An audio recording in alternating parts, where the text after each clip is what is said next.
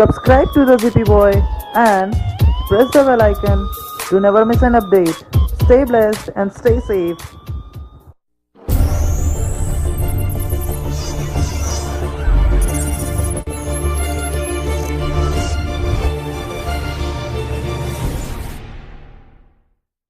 Hey yo, what's up guys, welcome back to the Zippy Boy and today I'm back with a new exciting video जो कि based है एक series पर जिसका नाम है कंप्यूटर बेसिक्स। इस वीडियो के सीरीज में मैं आपको बताऊंगा कंप्यूटर की बेसिक नॉलेज के बारे में। आप सभी जानते हैं कि कंप्यूटर की नॉलेज आजकल की जिंदगी में कितनी जरूरी है। कंप्यूटर को देखते ही या कंप्यूटर के बारे में सुनते ही हमारे माइंड में जो सबसे पहला क्वेश्चन आता है वो ये होता है कि आखिर कंप्यूटर क्या है और इसे किस तरह ऑपरेट करना है। कंप्यूटर हर जगह प्रेजेंट है, जैसे farming, medical science, engineering, aeroplanes etcetera, basically सभी जगह। And that's why I am here today, आपको बताने के लिए कि कंप्यूटर क्या है और इसे कैसे यूज करना है, जिसकी जानकारी मैं आपको कई टॉपिक्स में दूंगा। तो शुरू करते हैं एक एग्जांपल से, जैसे खेती, जिस पर खास तौर पर हमारे देश की अर्थव्यवस्था निर्भर है। खेती करने के वो पुराने तरीके अब उतने असरदार नहीं रहे, तो खेती के तरीकों को असरदार बनाने के लिए हमारे मौसम विभाग ने बारिश के आंकड़ों को कंप्यूटर में जमा कर ये बताने की कोशिश की है कि इस बार बारिश कब होगी, कितनी और कहां होगी। इसे किसान अपनी फसल का समय तय कर सकता है और हाँ, इंटरनेट के जरिए ये भी पता कर सकता है कि चावल, दाल, गेहूं की असल कीमत मार्केट में क्या है। अब मैं आपको बताऊंगा कि कंप्यूटर ने हमारी डेली लाइफ को कैसे आसान कर दिया है। इंटरनेट के जरिए हम रेल आरक्षण, फ्लाइट टिकट्स और अपनी फेवरेट फिल्म टिकट्स भी बुक कर सकते हैं। इसे आप लंबी लंबी लाइनों में लगने से बच जाएंगे और हाँ, आपका वैल्यूएबल टाइम भी बचेगा। मान लीजिए आज आपको income tax return file submit करनी है और किसी कारणवश आप ऑफिस 5 बजे के बाद देर से पहुंचते हैं, तो क्या होगा? आपको निराश होकर वापस आना पड़ेगा। लेकिन इन दोनों ज्यादातर सरकारी विभाग कंप्यूटराइज्ड हो चुके हैं, तो इससे आप कभी भी कहीं भी अपना काम आराम से कर सकते हैं। चलिए एक और एग्जांपल लेते हैं। मान लीजिए एक पेशेंट है जिसे आज ही ऑपरेशन कराना जरूरी है और डॉक्टर मीलों दूर है, लेकिन अब काफी मील दूर बैठा डॉक्टर भी अपने कंप्यूटराइज्ड रोबोट से ऑपरेशन कर सकता है और ये सब कंप्यूटर से ही पॉसिबल है। आप सबको तो ये पता होगा ही कि आज का हमारा मॉडर्न साइंस सिर्फ और सिर्फ कंप्यूटर पर ही बेस्ड है, चाहे वो मिलिट्री साइंस हो या वो इंजीनियरिंग या वो मेडिकल साइंस, सब कुछ कंप्यूटर पे बेस्ड है। आप सब ने इसरो का नाम तो डेफिनेटली ही सुना होगा, जो कि इंडियन स्पेस रिसर्च ऑर्गेनाइजेशन है, और ये तो पूरा का पूरा कंप्यूटर पर ही बेस्ड है। चाहे वो रॉकेट को ऊपर भेजना हो या उस पर नजर रखना हो या कोई दूसरा काम, हर काम कंप्यूटर ही देखता है। आगे बढ़ते हैं। आप सभी का किसी न किसी बैंक में अकाउंट तो होगा ही, तो इन दिनों किसी भी ट्रांजैक्शन के लिए बैंक जाने की कोई जरूरत नहीं है। बस बैंक की वेबसाइट पर लॉगिन करिए और अपने काम को आसान बनाइए।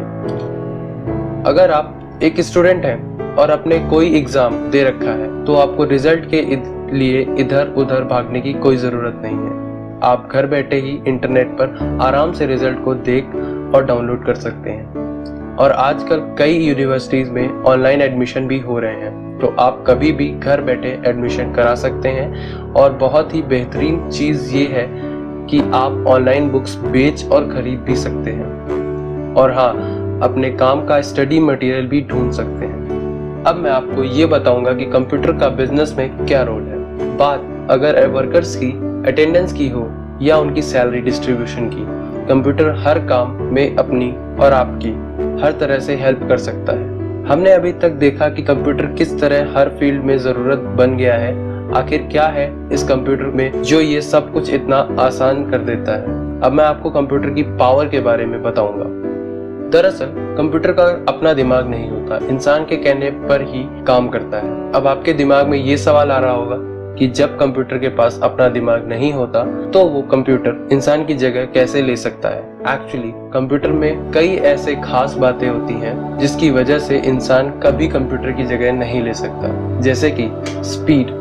एक वक्त में कंप्यूटर अरबों काम कर सकता है, जो कि इंसान से पॉसिबल नहीं है। एक्यूरेसी, कंप्यूटर कभी भी कोई गलती नहीं करता, अगर ये फेल भी होता है तो इंसान की गलती की वजह से। स्टोरेज, इसमें हजारों लाखों डाटा हम जमा करके रख सकते हैं। ये 24/7 काम कर सकता है। ये इंसान की तरह कभी थकता नहीं और ना ही कभी बोर होता है। कई साल पुराना अगर कोई डाटा आपका स्टोर है तो कंप्यूटर सिर्फ मिनटों में आप तक डाटा निकाल के दे सकता है। चलिए बात कर लेते हैं पार्ट्स ऑफ कंप्यूटर्स के बारे में। एक कंप्यूटर में बहुत से इंपॉर्टेंट पार्ट्स होते हैं। एक कंप्यूटर के 3 मेन हिस्से होते हैं: input, process and output. Input devices, keyboard, mouse जैसे कई इनपुट डिवाइसेस से कंप्यूटर में हम डाटा डालते हैं।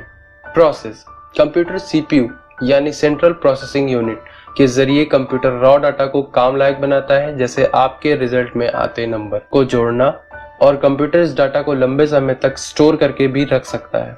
आउटपुट, कमांड देने पर कंप्यूटर मॉनिटर की हेल्प से आपके सामने रखता है, जिसे आप डाटा को प्रिंट भी कर सकते हैं। चलिए देख लेते हैं कंप्यूटर कैसे दिखता है और इसके इनपुट डिवाइसेस कौन कौन से हैं। कीबोर्ड, कंप्यूटर का सबसे आम इनपुट डिवाइस कीबोर्ड है, जो कि दिखने में टाइपराइटर के कीबोर्ड जैसा होता है। इससे आप कोई भी इंपॉर्टेंट इंफॉर्मेशन इसमें डाल सकते हैं।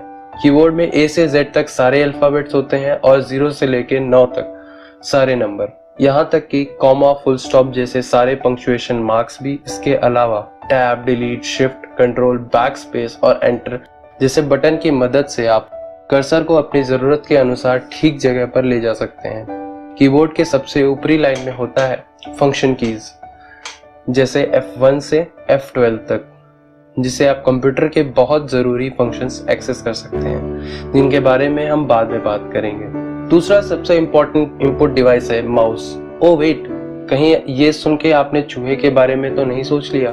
बट ये कोई चूहा नहीं है। तो अब आप ये पूछेंगे कि इसका नाम माउस क्यों रखा गया है। इसका रीजन ये है कि इसका चूहे से मिलता जुलता डिजाइन। माउस की मदद से आप स्क्रीन पर दिख रहे किसी भी बटन को क्लिक कर सकते हैं। माउस से आप लाइन खींच सकते हैं या फिर आप सर्कल बना सकते हैं। माउस के ऊपर 2 या 3 खास बटन होते हैं, जिसमें लेफ्ट साइड वाला बटन को लेफ्ट माउस बटन कहते हैं और राइट साइड वाले बटन को राइट माउस बटन कहते हैं। जिसमें मार्केट में कई तरह के माउस अवेलेबल हैं, जैसे कि मैकेनिकल माउस, ऑप्टिकल माउस और वायरलेस माउस। मैकेनिकल माउस जिसमें एक बॉल होता है जिसकी मदद से कर्सर एक जगह से दूसरी जगह घूमता है। ऑप्टिकल माउस जिसमें बॉल नहीं होती है और सेंसर्स पर काम करता है। और वायरलेस जिसमें तार नहीं होता। जॉयस्टिक का इस्तेमाल कंप्यूटर गेम्स खेलने में किया जाता है और इसे आप माउस की तरह भी काम ले सकते हैं। स्कैनर फोटोकॉपी मशीन की तरह दिखता है। फोटोकॉपी मशीन में जब आप अपना डॉक्यूमेंट रखते हैं तब वो उसकी बहुत सारी कॉपीज प्रिंट कर देता है, पर स्कैनर आपके डॉक्यूमेंट की फोटो निकालकर आपके कंप्यूटर में फीड कर देता है। आउटपुट डिवाइसेस का यूज कंप्यूटर में पड़े हुए डाटा को देखने में किया जाता है। नॉर्मली ये 2 तरह का होता है, जैसे मॉनिटर और प्रिंटर। मॉनिटर आपकी टीवी स्क्रीन की तरह ही होता है। मॉनिटर किसी भी टेक्स्ट या ग्राफिक को डिस्प्ले कर सकता है। ये कई साइज में मिलते हैं। प्रिंटर को आप हार्ड कॉपी आउटपुट डिवाइस भी कह सकते हैं, क्योंकि ये आपकी इंपॉर्टेंट इंफॉर्मेशन को पेपर पर प्रिंट कर देता है, जिसको आप कंप्यूटर बंद करने के बाद भी देख सकते हैं। प्रिंटर्स को भी आप 2 पार्ट्स में डिवाइड कर सकते हैं, इम्पैक्ट प्रिंटर और नॉन इम्पैक्ट प्रिंटर। इसके अलावा स्पीकर, हेडफोन जैसे बहुत से आउटपुट डिवाइसेस भी होते हैं, जिनका नॉर्मली मल्टीमीडिया एक्सेस करने में यूज किया जाता है।